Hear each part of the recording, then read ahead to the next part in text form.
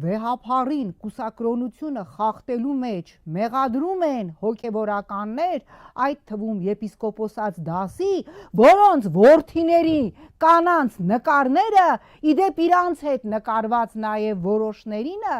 սփռված է սաղ սոցիալական մեդիայում, եւ վեհափառին կամ որոշ սրբազանների, ես չգիտեմ, անառակաբարո, չգիտեմ ինչերի մեջ մեղադրում են սրբազաններ, որոնց օգտագործեմ Նիկոլի տերմինը ըստ օդում կախված լուրերի, սեռական կողմնորոշումների հետ կապված, էլ մեռանք հրապարակումներ կարդալով, վեհափառին մեղադրում են, ես չգիտեմ, եպիսկոպոսներ, որոնք այնքան ֆիլեր ու բոտեքս են արել, որ նայում ես, ասում ես ստոպ, մոդա չի, հարգարժաններ, եկեք բացատրեմ, մոդա չի, ֆիլերը, բոտեքսը, բիոռևիտալիզացիան մոդա չի,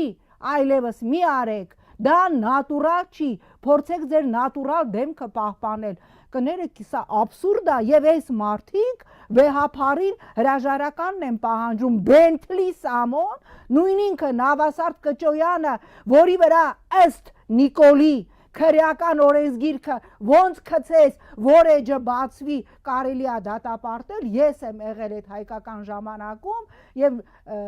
Նավասարդ Կճոյանը մեր հիմնական բացասական պերսոնաժներից մեկն էր, վեհափառի հրաժարական են պահանջում, սա աբսուրդ է։